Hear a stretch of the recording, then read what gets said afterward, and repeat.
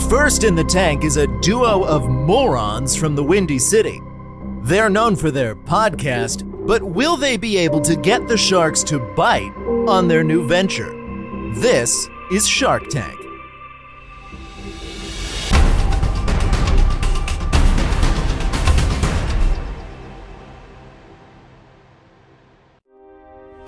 Real quick, just want to clear this up. Is this show still on? What the fuck? Yes. Told you, dude.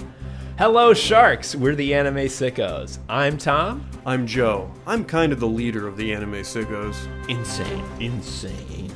So, you have a podcast. Is that part of your pitch for us today? No. Okay, so you know food, right? Yeah, I know food. Okay, perfect. So have you guys tried the Old Bay goldfish? I'm sorry? It's goldfish, like the food for toddlers, but they put Old Bay dust on there. So it's like the best food. It's like ideal food. Like the best, like food's finished. Like they did it. Like it's done. We're done for food because it's like they did it. Do you have a pitch, or are you just going to talk about goldfish? We think they ought to put extra dust version on the Old Bay goldfish. Like they have an extra dust version. Yeah, flavor plastic. Yeah, they should do the finger blast with the Old Bay. I'm just trying to understand. So you're gonna make a cracker with a lot of Old Bay dust? We're not gonna make it, idiot. We don't make goldfish. That's some fucking company. Yeah, we just think they ought to do that. Oh, I'm sorry. What the fuck do you want us to invest in then? Yo, Joe, what the fuck is investing?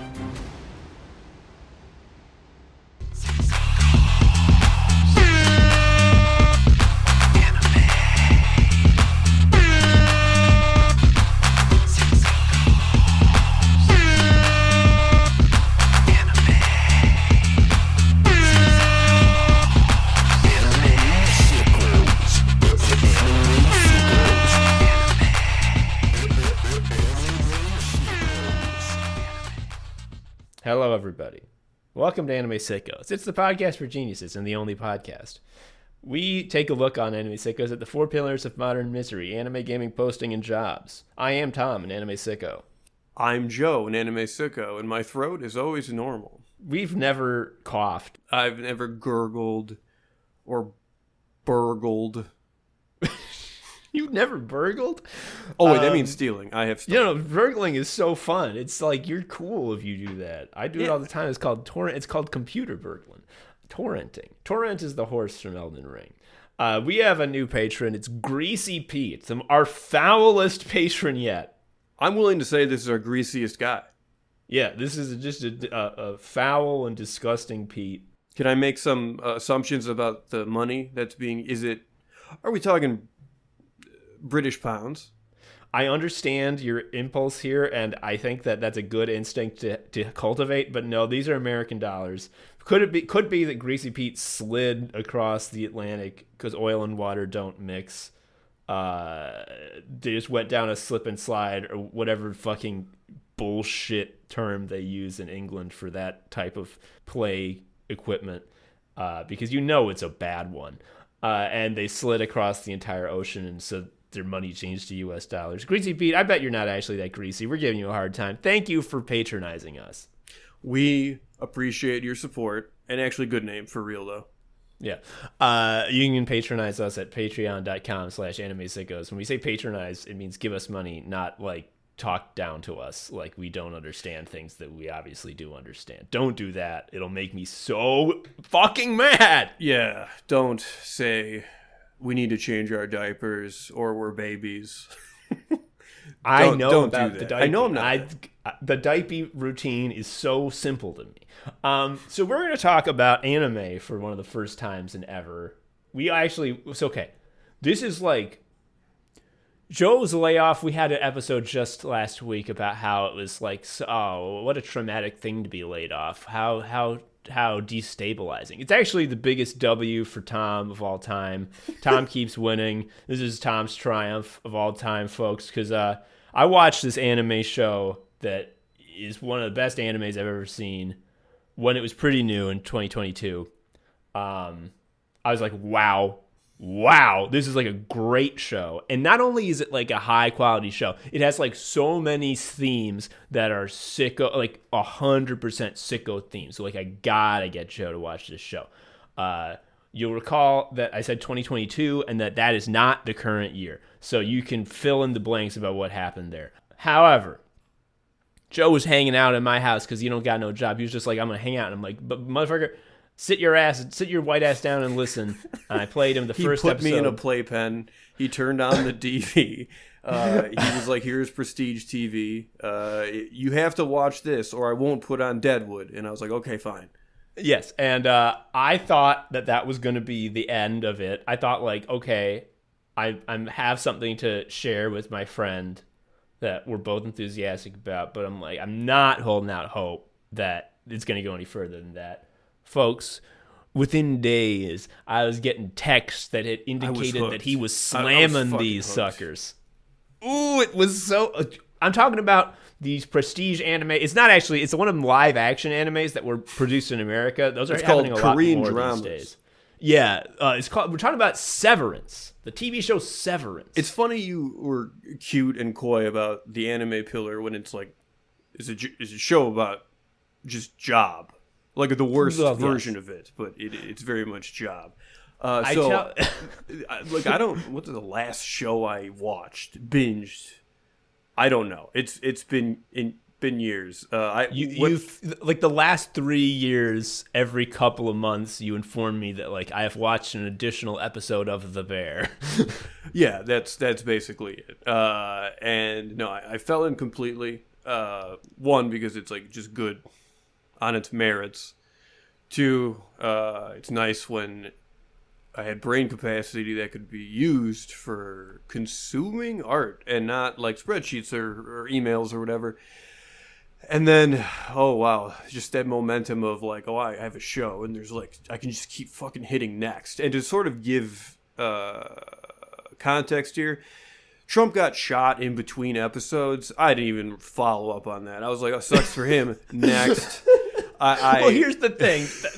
That's all well and good and true. And like Severance is good enough that it would make a Trump assassination attempt feel like just low tier. But man, here's my reaction to the Trump shot thing. Oh, he didn't die. Don't care. And then I was like, if it's like a blue hair, if it's like a wokist who shot him, the life is like, it's over. It's all. It's again, all human life ends tonight. And then it was like, it was some fucking freak. And I'm like, okay, then truly this was not an event that occurred in history. Like this was nothing. Here's the thing about the guy was I don't know, he just seemed like a Morrowind player that just was going to do a quick reload. Did you see the news item? And again, who's to say if any of these news items are correct? Because, like, the sources are the police. The famous maker-uppers of fucking... events and details. Yeah. But apparently, someone went up the ladder to see, is there a scary guy on this roof? And this was the Secret Service had, okay, maybe it is true because this makes the cops look bad. The Secret Service had outsourced some of their duties to the local cops, and a local cop went up the ladder to see, is someone being assassin on this roof? They saw a gun and fucking did a full Uvalde, which is, I'm scared, and just left. And told no one else. Yeah, because it's scary. Because if you tell, it might be like the captain who like left the Costa Concordia cruise ship when it was sinking, and the Coast Guard in Italy were like, "Get back on, asshole!" You get yelled at for being like, "Don't you need to do your job?" Does that mean obviously he went down the ladder with scared urgency? Because that's fun. He did the thing that you do in video games when you hold the sprint button when you're going down the ladder and you just like kind of hold the edges and slide. Oh, is that real? Can you do that? What do you mean by is that real? Because you're the one that is also, you're the person that has said, like, if I'm on a hike and I see people doing something fun, I know that I'm the one that will die doing it. Oh, so yes. When you ask, like, is that real? Can I slide down a ladder coolly and quickly? Like, not you. Yeah, fair enough. Good point. Your so leg here's would the thing fall about, off somehow. Yes. Here's the thing about Severance. Every time I tell people about Severance, and they're not Joe, because Joe knows. Every time I tell people about Severance, like I've told my family about Severance, and they go, "Oh, what is that on?" Which is an absurd question because It's on like the stealing internet. yes, like it's on the folder on my hard drive that has 9 files in it that have little fucking traffic cones next to them. If you are a fucking rube, it's on Apple TV, which is to say, It doesn't exist. it's not quite as bad as The Curse, which like is on like Showtime Plus. Like truly, it is The Curse is a pirating only show. I don't think anyone has seen it legitimately. But Severance is on Apple TV. We talked a little bit about it last time. Here's the fucking elevator pitch. In a world where people go to work, Boo. what if you could have a thingy put in your brain? They drill a hole in your brain and stick a thingy in there, and it makes it so that when you walk into the fucking office, your brain switches to brain 2, and there's a second guy who has no memories of anything else, who's just been in the office forever, and they do your work. And then when you walk out of the office door, you switch back to brain 1, and you, as far as you are concerned, you just walked in the office door and then immediately walked out having done nothing unpleasant, and you can just chill and have fun not 24/7, because 8 of your hours are just gone every day, but you didn't have to experience the bad work that you hate. Hell yeah, slam dunk. And this shows about how there's no moral implications of that. Like, it's fine. Yeah, it's like a big It's like a big time sitcom. saver for sure. No, it's so if we just take what Tom said, just logically, this procedure that splits your mind or creates a second brain, it splits your mind is what it does. It partitions it like it's a hard drive, so you have like the work partition. But you're effectively, when you undergo this procedure, you are effectively creating a second version of yourself that you make a slave. Which is very dark. And also, that person doesn't know, like, you. Mm-hmm. Like, if you, like, showed up to work drunk, he would then be drunk, and that would be not great. But it's not like they know about what their even house looks like. Yeah. Like, the very first scene is a new hire is waking up in the sort of like hell room, and a voice over the loudspeakers asking them 5 survey questions, and they are: what is your name? What is your family's name? Can you name any U.S. state?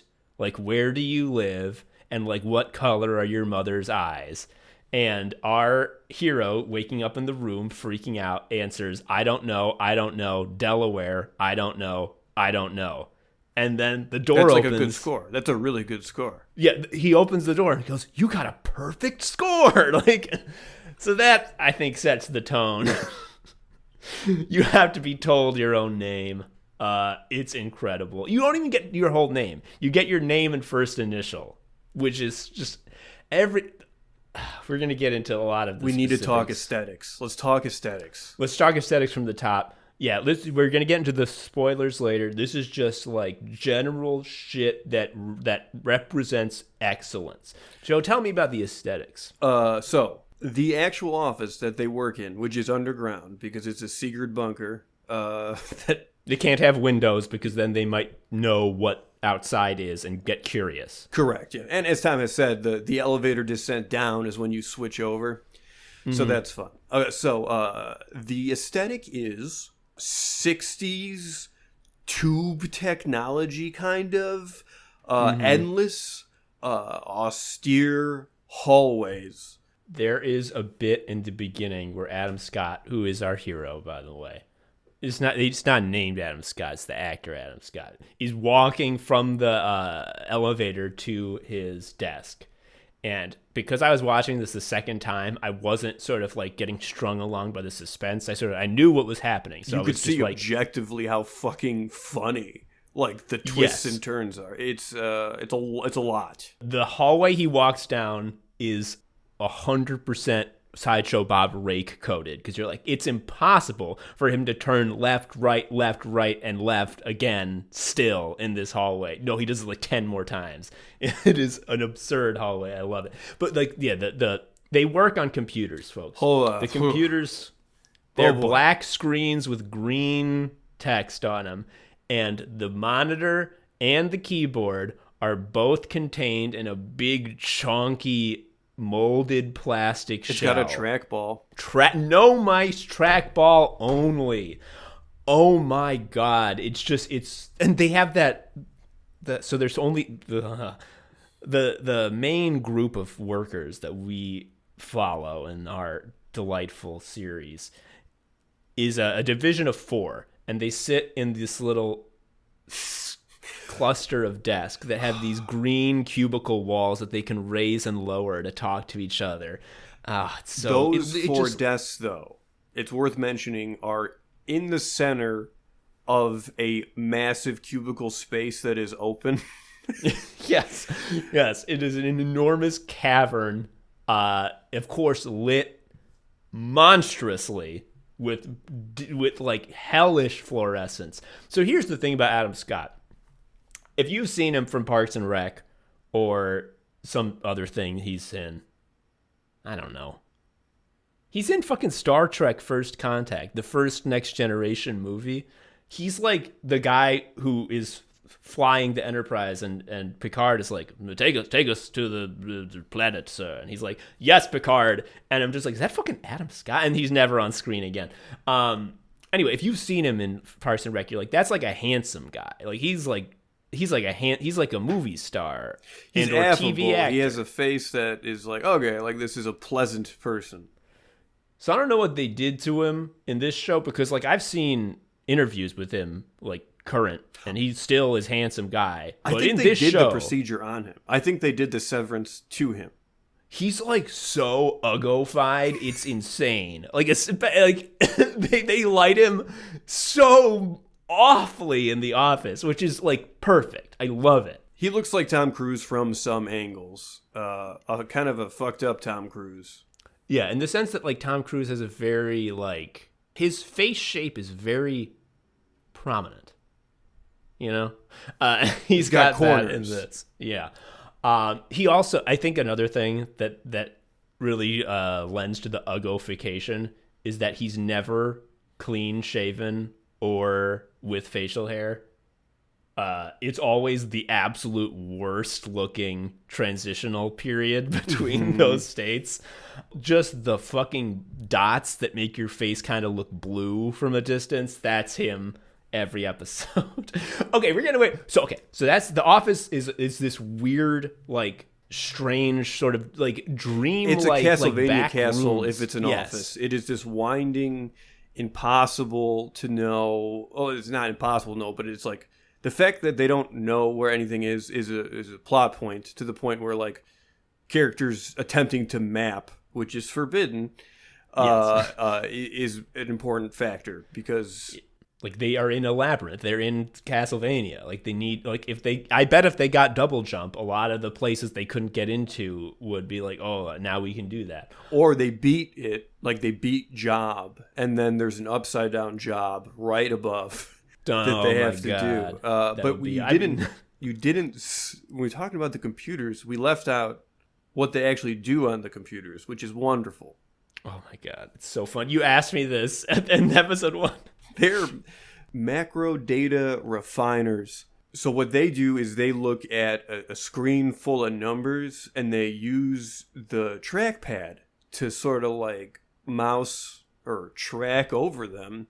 And then based on vibes, they will put certain numbers in boxes at the bottom of the screen. And then when the boxes are 100% filled, They get perks. they get yes. The other thing this show does wonderfully is take everything that is like just completely joyless but still attempting to be fun about office stuff, like, oh yeah, it's someone's birthday, here's like the worst cake ever, that sort of thing. Like here's a koozie with the company logo on it. here's the sweater with the company logo on it, that kind of shit. Yeah, like so let's talk the perks. Dylan is one of the 4 macro refiners. He's like the sarcastic nerd type. You see him in every office. He's very flippant about the rules and about he's very irreverent. He says swears in the office. And one of his things is that he is super confident about how good of a macro data refiner he is.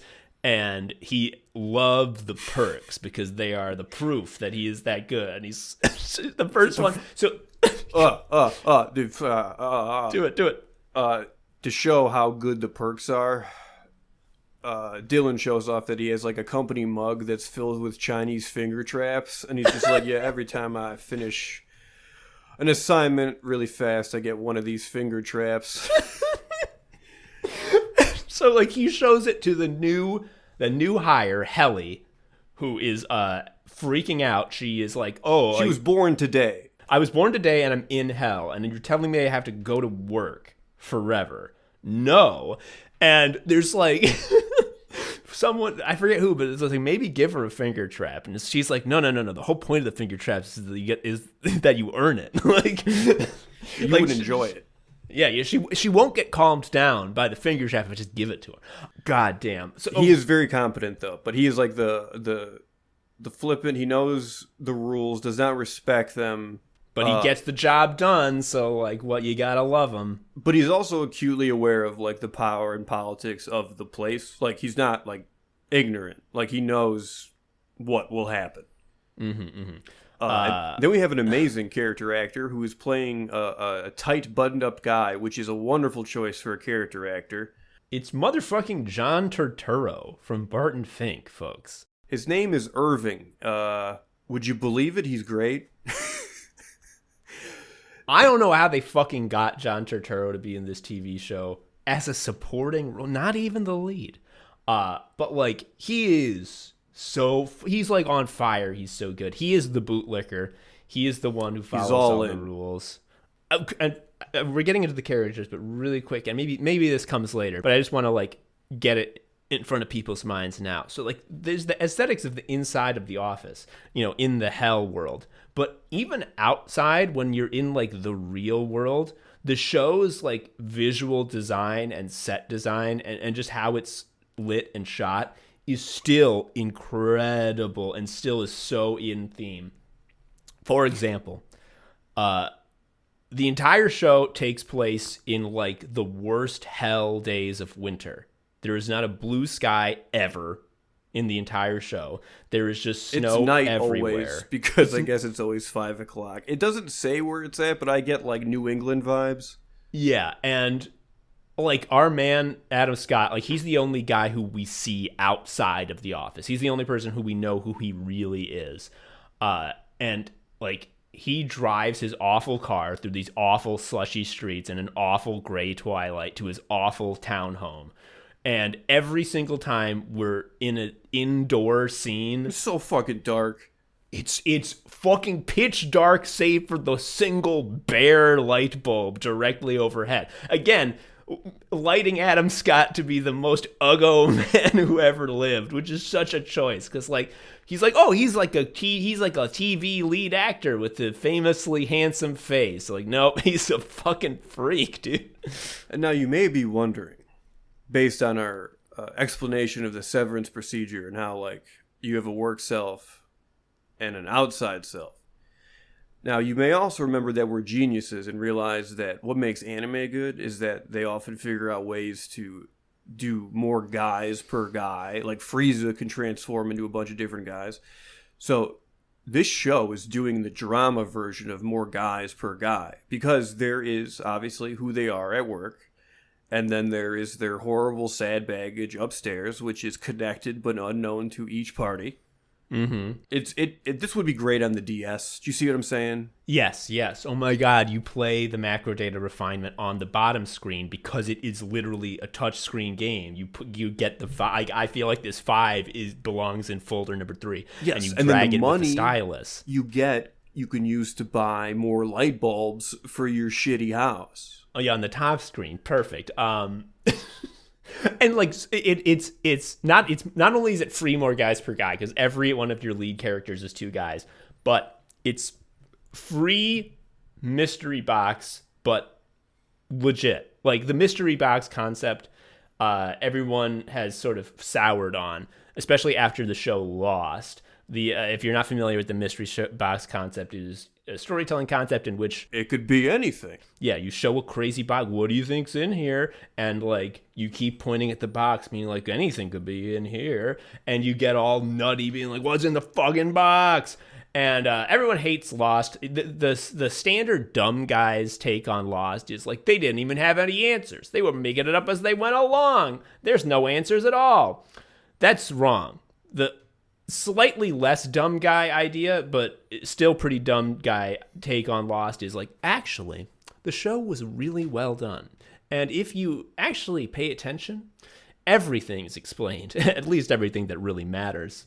So the genius way to have a take on Lost, this is my take, so you know it's the correct one, is that they did explain everything. It's just that the explanations were doo-doo ass, and I hated them. So but the mystery box of like, who is the second guy for all these guys is like, well, you know that's gonna happen. Like they can't not have a like you know that at the beginning of the show they have to know who they are, and as a result, you're always sort of like pulled forward by the suspense of like, when are we gonna learn who like Dylan is in real life? Because like he can't be like this guy. Or maybe he can. What would that even mean? Like, what would it mean if, like, there was a guy who loved getting 50 finger traps, but he, like, lived in a world where you could, like, get in a car? Like, and I think the sort of most present and in-your-face sort of example of this is, so Helly R, the new hire, is like, well, I hate this. Like, I want to leave. This is where I kept texting Tom this, or some version of this, which was, I would be so much more relieved if this show was just explicitly violent. Like, what I believe you're about to describe is when Helly is first, I don't know, woken up, they're like, just leave. You can leave whenever you want. And what happens is she leaves, she goes into the stairwell, and then her other self is like, oh, I wanted to go to work. Ah, that's so crazy. And then she walks in the door, and then her work self is like, what the fuck? I just left. And the thing is, after seeing someone like do that like 10 times, you're like, it would be less stressful if her head was cut off. Yeah. Yes. Like when you first see it, it is entirely from Helly, the work self's perspective, which is she is raised this huge fuss, like, let me out, let me leave. You have to let me leave. I'm not a prisoner. And they're like, no, you're not. You can leave at any time. There's the stairwell out.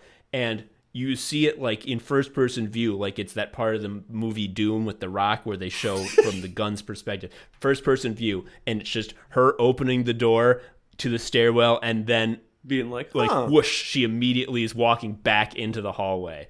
And you don't see the fucking other side of that for at least like, it's episode 2 that you see from the other side where Helly walks out the door and she's just like, whoa, where am I? I was just on an elevator.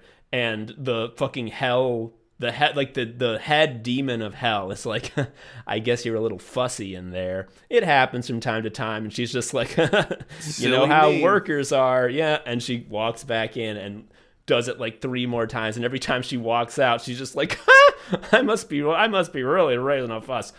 And then eventually she sends like a video message being like, hello, I'd like to quit. I hate the job. Please quit. I don't want to be, please quit. I'd like you to quit. And she's like, now obviously I'm a reasonable woman. I'm going to see this and quit for sure. I'm not going to see you fuckers ever again. Bye-bye. And then the next day she gets a video back from herself that's like, hey, Helly, you better fucking shape up. Yeah. So every single character is also their own slave master, which is like, I think there's a line where she says like, Helly, you're not a person. Mm-hmm. I'm a person. It's just like, oh, I hate me. We're fully in spoiler territory, and So this happens a little bit later, but like, it's very easy to see how Helly goes from like, oh, the other version of me hates me. Well, fuck you. And she attempts to hang herself in the elevator, and she like does it right as she's approaching the part of the elevator where you switch. Right. So the real, quote unquote, real person would sort of tag into life dying. Yes. Obviously, she doesn't die. It didn't work, but like, it is a hell of a scene. It's like, and also like, this is why it's anime. This is like pure Nen stuff where like we set up the rules and then the author's like, now let's actually think about what would happen if a really smart person were to like use these rules as defined in their most efficient way. And it's just like, oh, fuck. Oh my God. Well, we're going to talk about rules and not jump into plot stuff yet. We got to talk about Mr. Milichik, who's the enforcer of rules and generally just like a real killer performance. So this is his actor named Trammell Tillman, who I've never heard of. I don't know if he's ever been in anything else. But like, this role is, I think, what he was like born to do, because he is like the hell jailer who keeps them all in hell. He's like Geordi. Like, he's almost exactly Geordi. Yeah, not a teen, but professional instead. Yes. And he is always smiling, and he's talking in very like corporate HR approved positive tones, but every once in a while you're like, oh, he like will kill any of these people with no remorse if it became the thing to do. And also just like, as it goes on, the contempt and astronomical disrespect he has for the homunculuses who live and work hell is like so disgusting. But like, just his face, like, so much of his acting performance is his face. Very subtle face acting. I would also like to add that I really think he juices the 60s, 70s office aesthetic because he has the most 70s mustache of all time. It's so perfect. It's like, especially with Adam Scott's facial hair being like nightmare, to see the juxtaposition of like the perfect mustache, like literally not a hair out of place. Yeah, it gets combed every night and every morning, I'm sure. It's beautiful. He's like, there's one bit where, okay, because Mark Adam Scott is like the head of the department because of Petey. He left. We'll get into that. And like, he's being coached to like help his new hire get used to, get through orientation.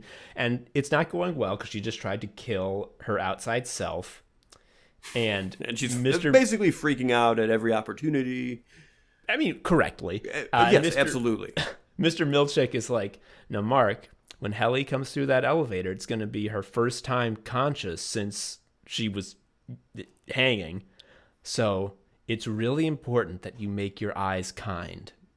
Can you make your eyes kind, Mark? And it's just such a funny thing because like, he's basically saying like, so you see what I fucking do? Like, you know that this is fake, right? Like, can you also fake this?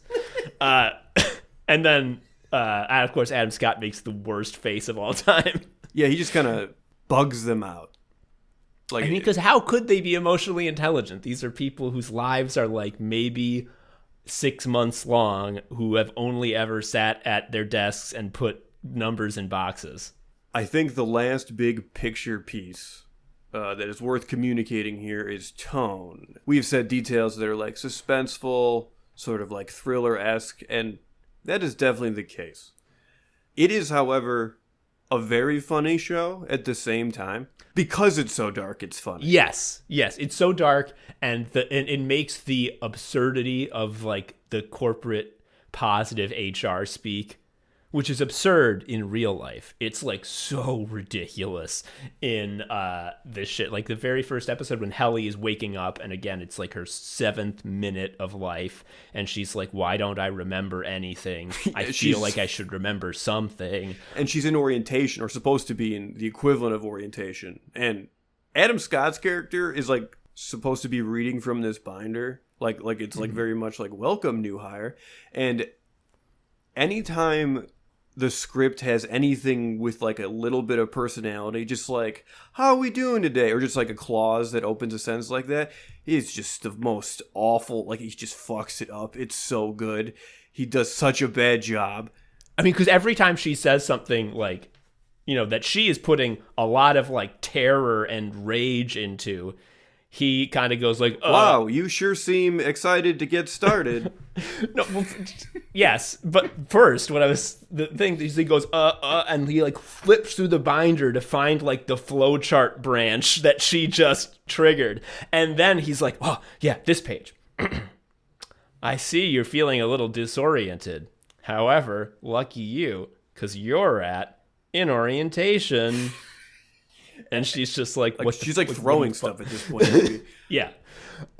She does throw something at him. When real Mark comes out of the elevator, they hand him like an envelope that says like, you fell carrying a thing of printer paper and you got a wound on your head. Here's a fucking gift card. We need to talk about the logistics, because like, work can't say what your work self was doing because it's top secret shit. So if you sustain damage, they send you back into life with like a note pinned to your chest that's like, you got a boo-boo because you tripped on the stairs. Please enjoy Chili's on us. Sorry. There's one more main character that we haven't gone over. So we have our four guys. You have Mark, Adam Scott, the main data refiner. We have Dylan, the kooky comic relief. We have John Turturro as Irving as the bootlicker, the rule believer. And then we have Helly, who is like, I refuse to accept any of this. I'm in hell. Stop. Get me out. Then we have Mr. Milchick, who's sort of like their jailer. Like, he's the one who's like coming into the fucking office with like a wheelie cart being like, how we doing today, guys? He's like the guy who brings them their gruel. And then there is their boss, Miss Cobell, who's played by Patricia Arquette in I think one of the best and certainly the weirdest performance in the entire show. Weird lady. And I mean that with like highest compliments, but their boss, Miss Cobell, is like this very uptight, I would call her austere, yes, manager. She is obviously like all into the company mission and everything. I want to be clear, like, it should be kind of obvious that like this is kind of culty, right? Yeah. So she's definitely all in every sense of the word, and she's just like very intense. She is very hard on Mark as he starts out his job as head macro guy. But this is where it really gets cooking. She's Mark's neighbor. And she's like, just kind of like a fun old lady. She is. So my note on Miss Cobell is such an odd freak. On just like a moment-to-moment acting level, there are performances, even very good performances, where you can kind of tell what the next line read is going to be like. Miss Cobell is like, it feels like, yeah, like every line she says, she's going to roll the dice. And it could be like, she's about to say these words in the most insane fucking way. Like, I didn't really love the show Schitt's Creek, but that's kind of, like the mom character, everyone loves her because she kind of does that sort of thing, but in a very broad sitcom-y way. Miss Cobell has that kind of, like, just, like, weird-ass delivery, but in a way that's very scary all the time. So, yeah, she, like... So part of the reason that the Severance shit is happening, it's not just so that people can get paid to do work without having to do a boring job. It's also like 1000% so that the company, Lumen, that's doing this, can indoctrinate these people who were like literally born yesterday into believing that the founder of the company and his family are godlike. and that they have that the company handbook is often referred to in a way that the Bible might have been in the 15th century, where they will quote the handbook, cite the teachings of the handbook. Irving will often tell them not to do something because the word of Keir Egan being the founder of the company, the word of Keir says that thou shalt not like make a graven image of mine office. Like that's why they can't make a map, because the handbook says so. So, like, obviously, okay, they're going to indoctrinate the people who were born yesterday. Miss Cobell is a real person who goes home and has the same mind, as far as we know. And she's, like, in the cult just because she likes it. It's insane. And, yeah, she's Mark's neighbor, and it's not coincidence. It is, like, very clear she wants to control everything about Mark 24/7. And it's very funny because there'll be times where, like, there will need to be some person who needs to get involved in Mark's life in a very, intimate way. For example, his sister, who he's very close with, she's having a baby. She needs a lactation consultant. It's fucking Miss Cobell. She shows up pretending. It's Bugs Bunny. Like, she's showing up in costume, and it's so scary because she's, like, doing it, and, like, she is bought. And, like, her being there is, like, the devil's there. Yes, yeah, because the thing is that when she's in these characters, when she's like being charming and like, oh, ha, ha, ha, it's not like you can see the devil, but the devil is tricking you. It's like, no, she's playing it so well. Like, everyone would believe that this is a really sweet, warm-hearted lady who really wants what's best for you. And it's only because we see her in the office where she is able to sort of let her seething rage and hate out without any consequence. That's the only reason we know that, like, oh, this is big Satan. No. There's just sort of an underlying amazing thing about the show is that, like, it's not clear what the macro data is, but they have to do it. Like, it's very important. And Mark gets, like, she throws a mug at Mark's head because they're not doing the macro data fast enough. She's like, Mark, I'm going to throw this mug at you. And then he ducks and says, that was really hard for me. I need to reflect on this. There's something to that effect. But it's, again, I'm just like the delivery of like, Mark, I'm going to throw a mug at your head. And he's just like, what? And then goes to her throwing, and like she's like feral while she's throwing it, which is like, it's so good. That's the other, yeah. They keep the line that always comes up is the work is mysterious and important, because they do talk amongst themselves. Like, what the fuck is this shit for? Dylan thinks that it's Waterworld. Yeah, that it's like he thinks you're controlling like a remote submarine, and the numbers represent seals, and you don't want to attack them. Eels, dude, eels. Oh, I see. There's dangerous eels, so they want to go to Rapture, but the submarine might get attacked by eels. So they are using their vibes when the numbers to tell where eels are, so that the drone submarine can shoot at the eel. Oh, and also the way they sort these numbers is vibe-based, by which I mean, like, Helly is like, okay, how do I do this stupid computer game? And they explain that's like, okay, so if you find numbers that make you feel uneasy or uncomfortable, though, you got it. Those are it. Yeah, those go in folder number 1. And she's like, "What do you mean the numbers are scary?" And they're like, "You'll get it. Like you'll just get it." And it's like, "What do you mean I'll get it?" It's like, it's hard to explain. You'll just know. And then like later, guys, I'm feeling scared. And they all are like, oh, and they all crowd around her computer, and each are like one by one. It's like, yep, that's scary. That's scary. Like, do it, Helly. And like she starts like drawing a little border around the scary section, and they're all just like, yep. And like she goes like one off, like to get like one extra one, and they're like, oh, it's real. It's not a fluke.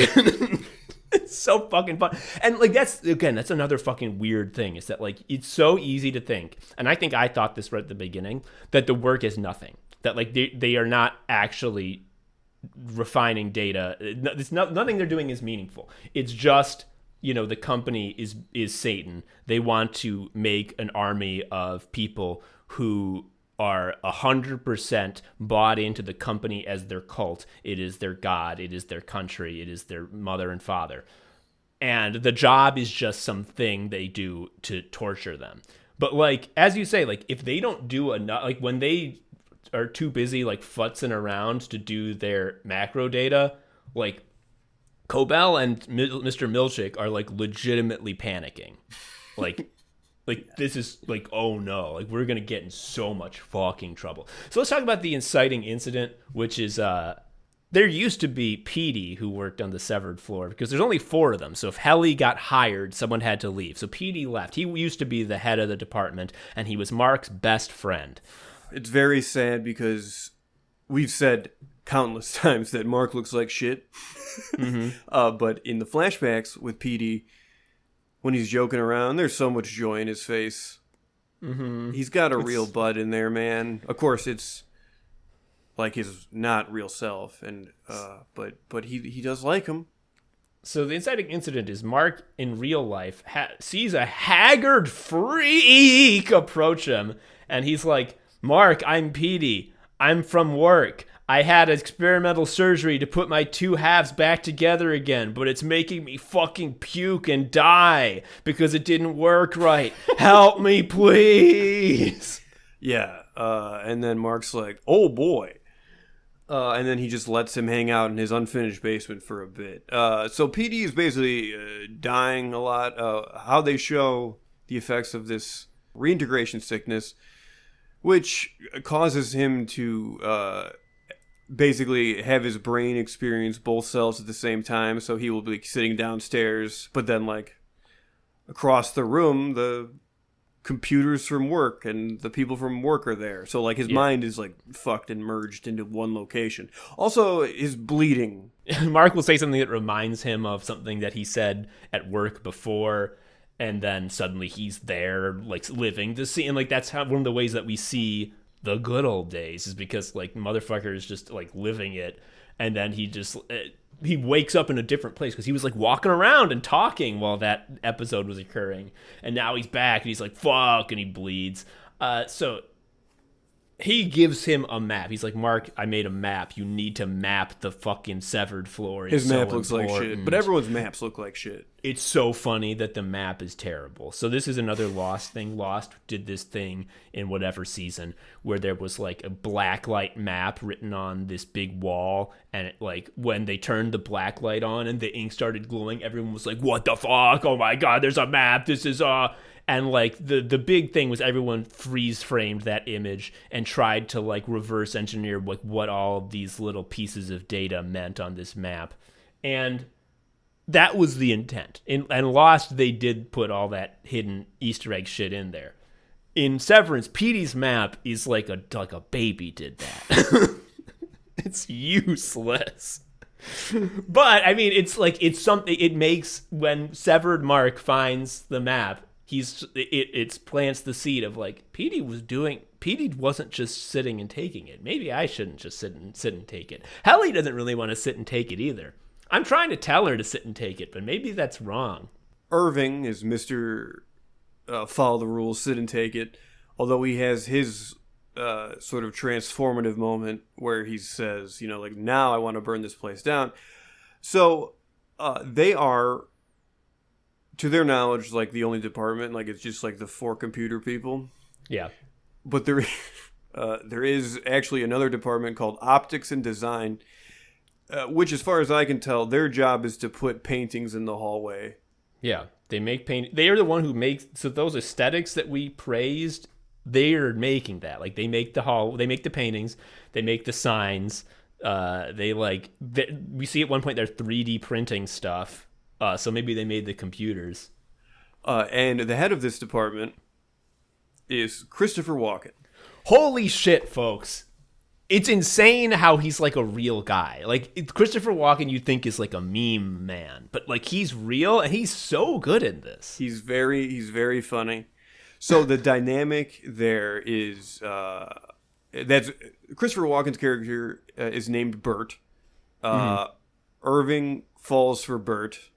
We got classic old gay guy love. Yeah, because they bond over like there is this horrific painting outside of like the wellness room where Keir Egan, the founder, is in like his 1800s clothes, and he is whipping 4 demons with a big 9-tailed whip, and there's like the fires of hell behind him. And Bert comes up, seeing Irving looking rapturously at this painting. He's like, "Do you like the painting?" It's like, "Oh yes, I love it." It's like, "Yes, it's so calming." So the dynamic here, why the romance is forbidden beyond just typical HR rules, is both departments are under the impression that the other department in the past led a coup and killed their department.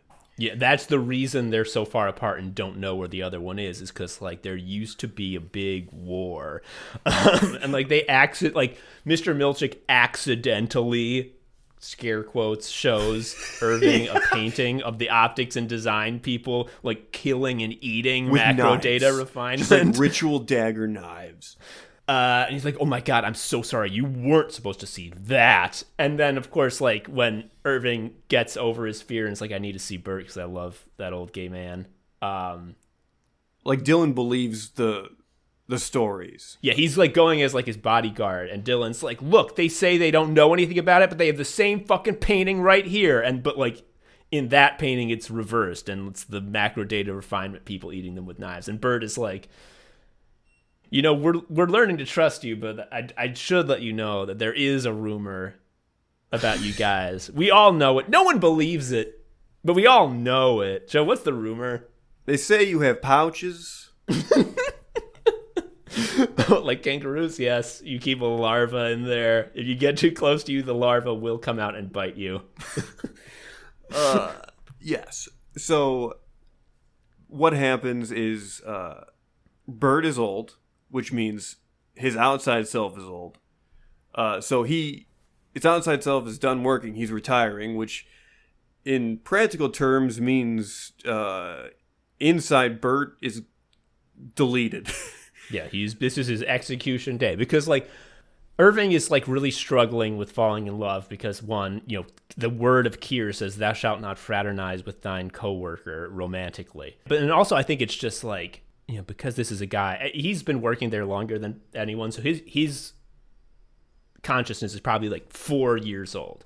So he's like never had a sexual relationship or sexual feelings. So it's like new to him and he's scared and he's not ready. He's taking it slow. Like when Bert put his hand on his hand, he had to run away basically. Yeah. Yeah. And like Christopher Walken's like, "I'm sorry. I thought I'd read something into it." And he's like, no, it was okay. And so like they're taking it slow. They're not kissing. They're because he's too uptight. It's very sweet. It's so sweet. But then he goes to visit him and he sees that there's a Bert is getting killed party and he will never get to feel the love he feels get in its full bloom.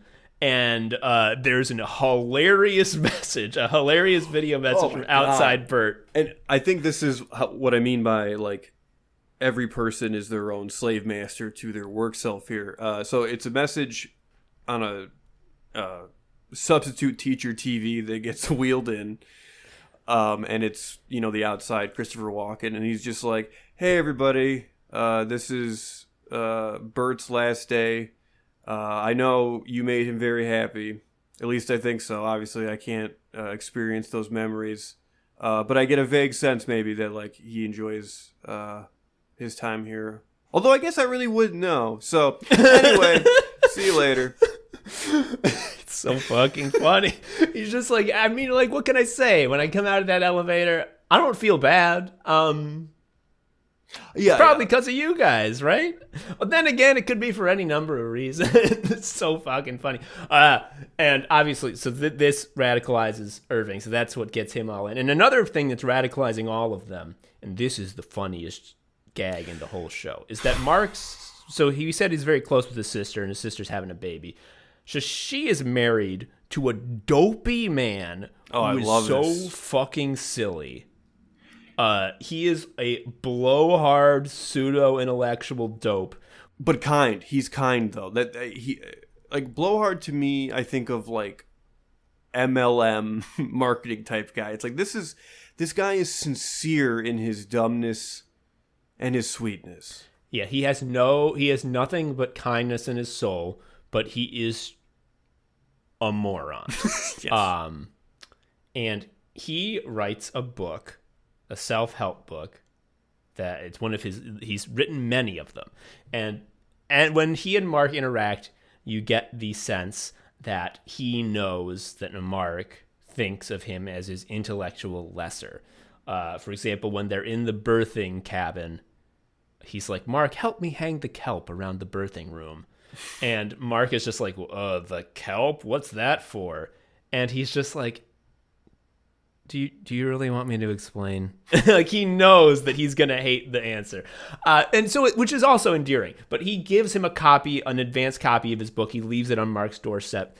And Miss Cobell, being a neighbor who is fucking spying on Mark 24/7, her entire life is, I must control Mark, steals the book so that she can make sure there's not any hidden messages she's trying to subliminally get to work Mark. And she has both herself and Mr. Milchick reading it down in the work hell prison. And through some fucking contrivance, Mark gets his hands on it. And he reads this book, which is, this gave me, when I saw this, I was like, it gave me a revelation, because we've talked about business books are so stupid. They're so fucking vague. Don't bullshit the client. Like, fucking, yeah, dude. Were you gonna? Like, who is this for? Do a good job in the world of business. Not bad. Yeah, exactly. Like, this is so baby. Who is this for? This is who it's for. It plays perfectly in this context. It's so, because this is the freeing text. Yes. This is the fucking manifesto that, like, opens their eyes. And there's an incredible montage where he is reading. To me, this is legit. Like, I think every like season has like, this was like the piece that made it all worth it. And the whole show is good. But take us away. But this montage was when I was like, I'm watching something special. He's reading the book. Every line is a bombshell opening his eyes to the possibilities of what it means to be a person. And as he's reading, the text is going by on the screen. We see like close-ups of the paper pages with the printed words. Ken Burns effect on the book, yeah. Yes, and we hear the voice of the brother-in-law reading these lines with such conviction. And they're so fucking... The one that I know by heart is like... A soldier should not fight for his own freedom, but the freedom of the soldier standing beside him. In this way, the war will be more inspiring for both of them. It's just like that. Not like, imagine that again and again and again, dramatically, like layered over, like Mark reading. It's wonderful.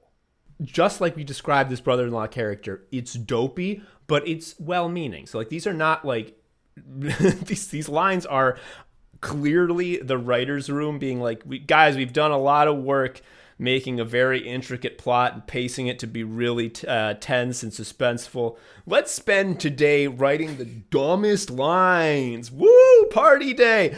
And it really is just like one after another. Dumb, dumb, dumb, dumb. But because they all have a sort of vague message of like, it's good to be nice and you should be proud of yourself. It's wonderful because this book would only be meaningful to someone whose consciousness just turned on as a full adult. Like, so fucking good. It's great. It's good. I love that. Oh, fuck. This is not relevant to anything, but just another incredible bit of world building is the wellness sessions that they get every once in a while when they're a little tense, or sometimes as a reward. They get to go with this is the wellness another counselor. One where just hurt them. Like literally, like just the woman who runs the wellness sessions, just shoot the other person. It would be so much less stressful.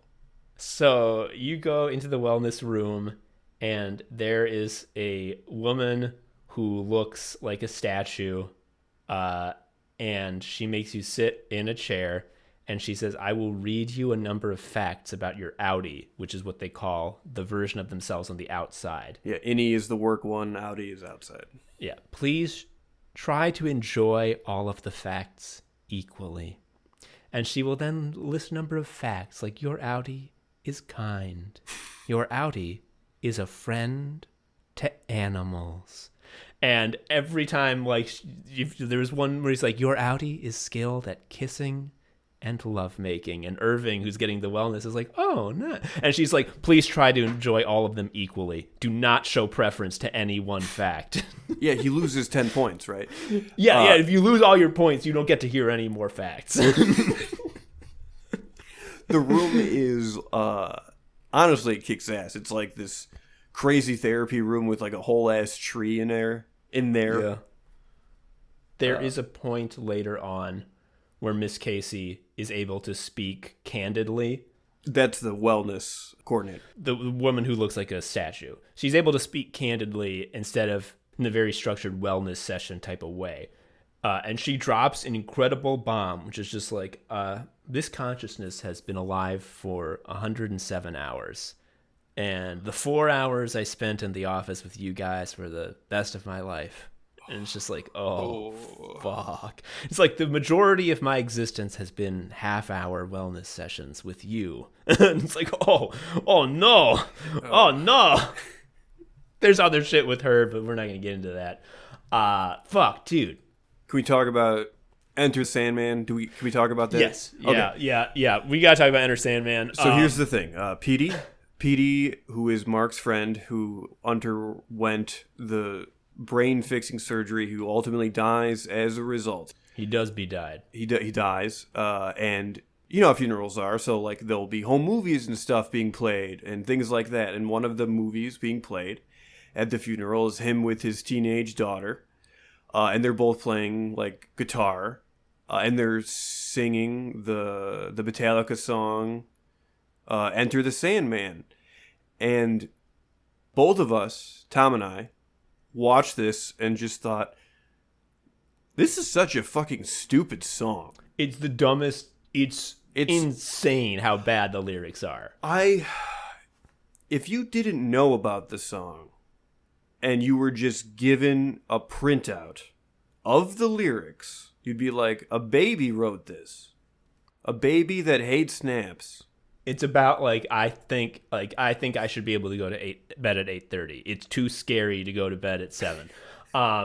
It is fucking because like they're playing it on acoustic guitars, yeah, and it's like father and daughter like fun jam session. Hey, so they're like smiling and laughing. Like these lyrics you're used to hearing like this. I'm angry metal man, and like you hear like there's literally a line.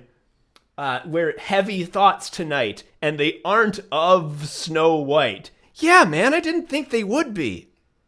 I don't really think about Snow White very much at all. Like the fact that you need to bring that up makes me think that you're 3 and you watch Snow White on the fucking Disney VHS every day because you're a kid. Like, what is this? Take my hand, time to meet the Night Man. Every time I bring up Severance to Joe, I start off by saying, Mr. Sandman, bring me a dream. He said, Mr. Sandman, bring me a teen.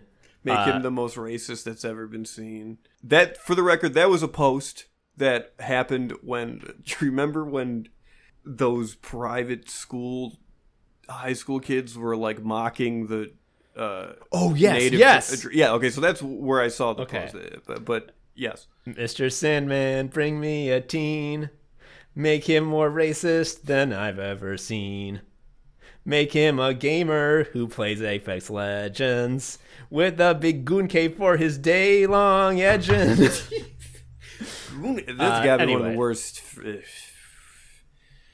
Goon cave is not acceptable to be said or read. If I had a cult workplace, that would definitely be in the handbook.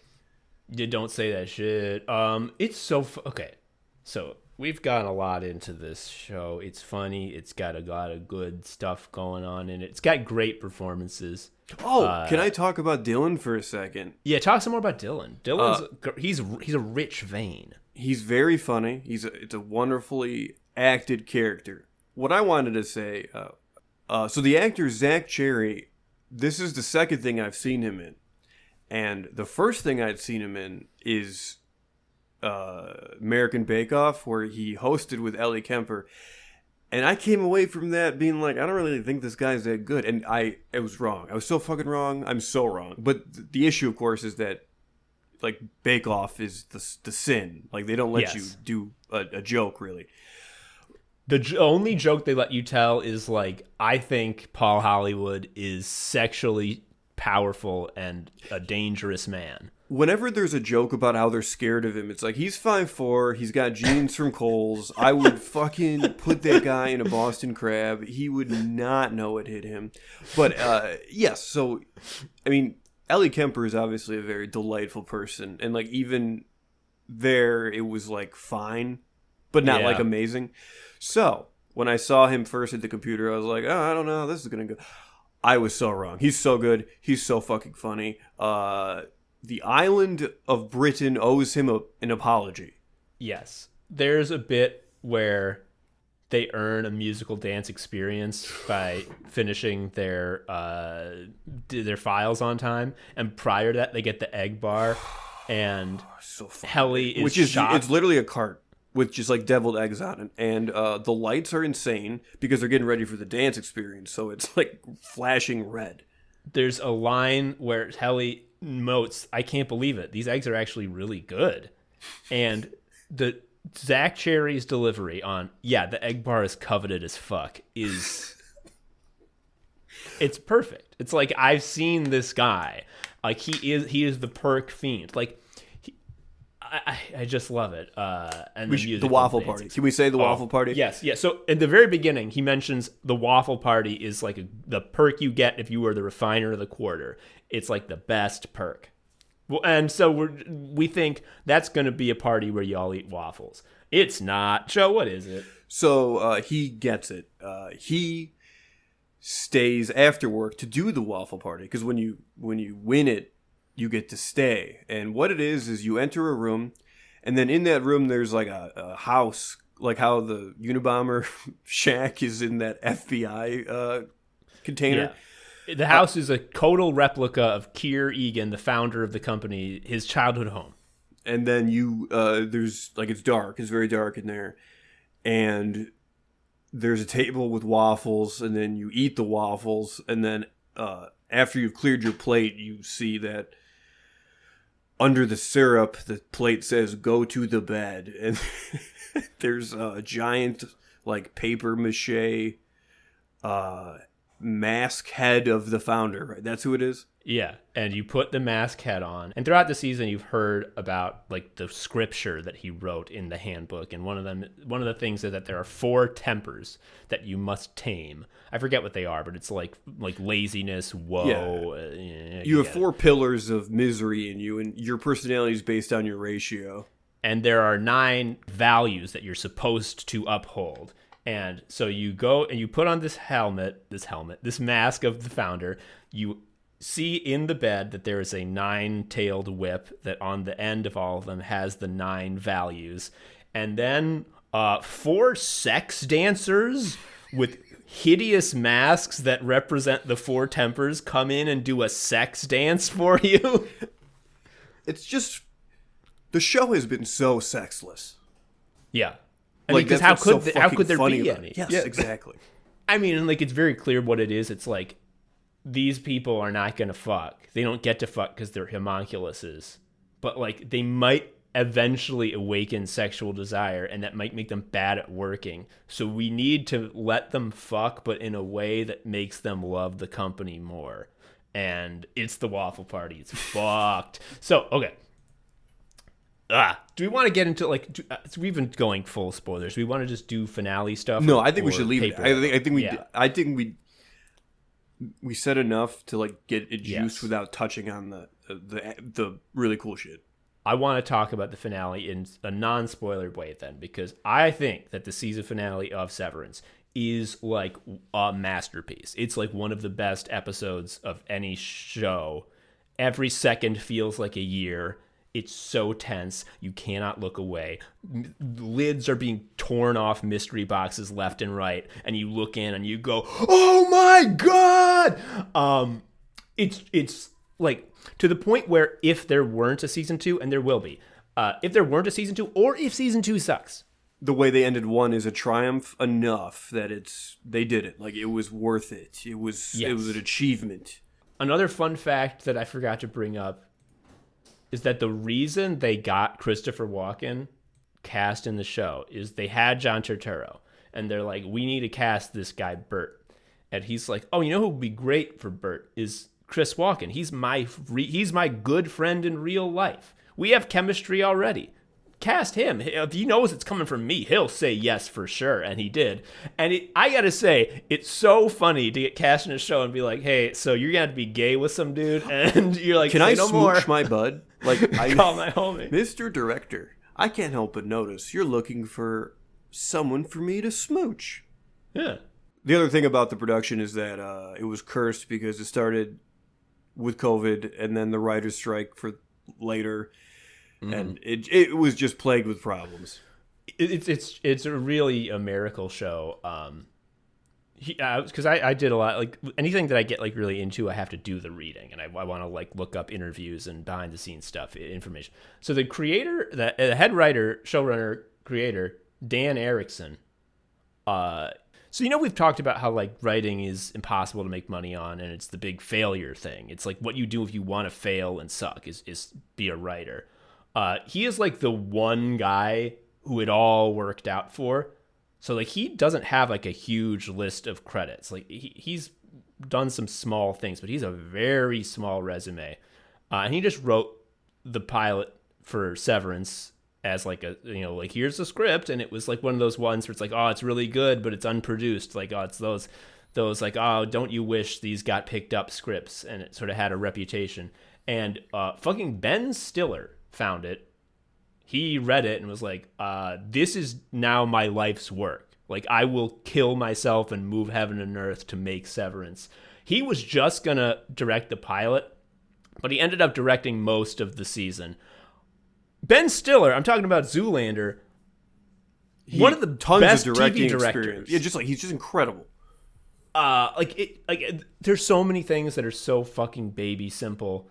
Like, the effect in the elevator for, outside person turning off and inside person turning on it's that fucking shit where you pull the camera back and zoom the lens in at the same time, so it doesn't look like anything's moving, but just like the fucking field of view changes. So like the shape of everyone's head is just kind of morphing in a weird, uncanny way.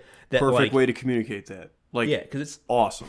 Because it's like, it's not like they're doing anything, like, it's not, from seeing cameras before that, like, they're not actually changing head shape. But also, from seeing cameras before that generally you want to hide that transition. And so you're just like, well, this is a little weird. So fucking good. But anyhow, it took forever to produce because COVID happened, and then they're like, season 2, it's not gonna fucking happen again. Writers and actors strike. It took forever to produce. As a result, the budget for both seasons is like crazy too high. So who knows if we're gonna get season 3? Sure hope so. But again, another thing about the finale that I'm not gonna spoil. I'm gonna, what I'm gonna do? I'm gonna make a parallel with Andor. Andor did this with Andy Serkis's guest character, where you have a bootlicker who his entire time on screen, he's saying, I'm a bootlicker.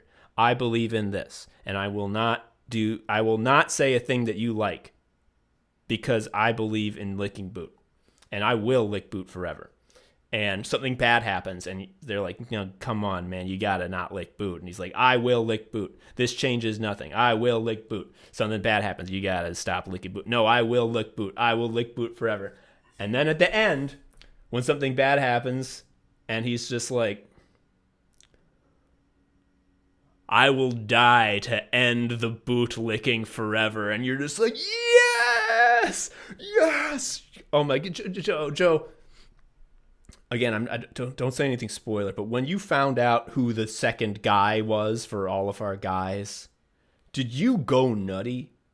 All the reveals are fucking cool, and I don't know, the thing I liked about them, without giving anything specific, is that they establish that everyone's innie and outie has some shared motivation that, of course, now they can't really communicate directly, but it's you as the viewer are aware of it.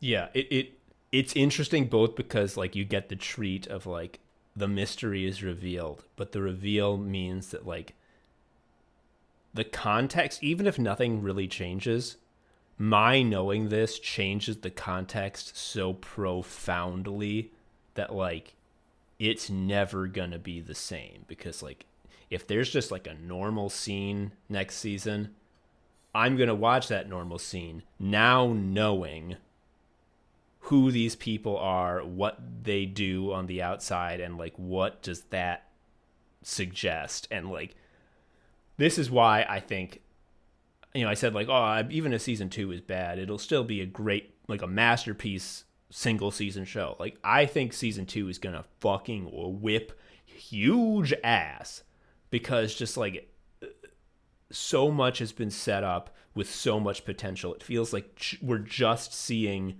you know, boulders on the top of the mountain getting tipped down the slope. Like they're just starting to roll. And like unless something like really bad happens to the writing staff, I don't see this. I don't see this potential possible to go bad. Like even if they squander it, Ben Stiller can't die. Like that's basically it. He can't, and his delightful producer money must stay. Holy shit! I'm really, Joe, I haven't said this to you out loud because it kind of goes without saying, but I'm gonna say it now. Thank you for watching Severance. I know that you were not capable of it due to before the hell job, which is very apropos. But like I've been begging you to do this for ages, and like because I knew that if you just give it a chance, like it is that good. You were correct to recommend it 9 years ago, but it's just fucking good. I mean, I would have never had access to it without you telling me about it, because Apple TV, that's not real. It's fake, dude. That's like where the fucking morning show starring Reese Witherspoon is. That's not like actual shows that are good. Just if I want anyone listening, if you listen to Anime Sickos, it means that at least a little bit you like when people grapple with the sort of existential nightmare horror of modern labor. COG. This is such a COG show. This is 100% COG. It literally is like a suspense horror thriller. What if you could alienate your labor to the point that you made a slave of yourself that you didn't even know was doing a job? That's pretty much... obviously, I would do that in a heartbeat. That sounds great. Yeah. I mean, that's why they all decided in the first place. Like, the guy at work isn't me. Mm-hmm. And like the reason this isn't just, you learned this right away. Like the reason Mark gets severed is because his wife died, and he just wants 8 less hours in a day, remembering that his wife had died.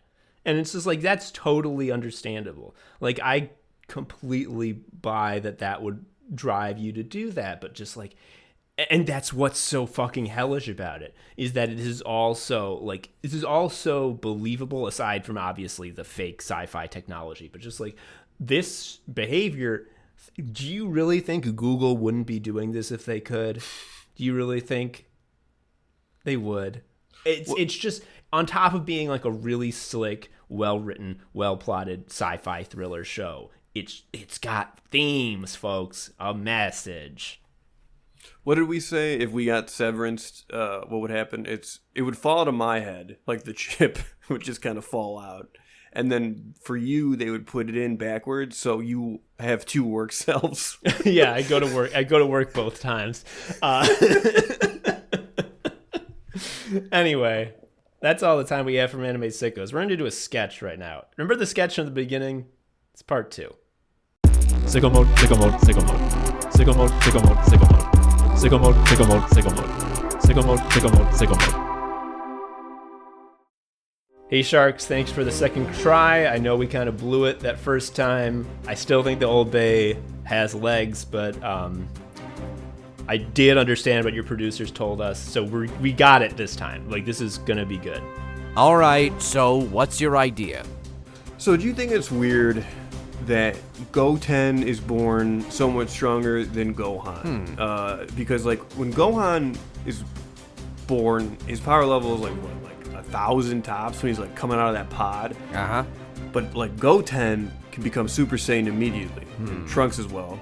So like based on that, we can assume then that like Saiyan comes scales in power, right? Like if you would want a nut after you train. That's not a business. Why do you keep saying that? Thank you for listening to Anime Sickos. I've been Tom, a sicko. You can follow me on Twitter at TomHarrison19. Joe is also a sicko. You can follow him on Twitter at ShariaUncle. You can follow Anime Sickos on Twitter at Anime Sickos, or email us at animesickos@gmail.com. Please leave us a review or something. I don't know. Tell a friend. Anyway, until next time, bye.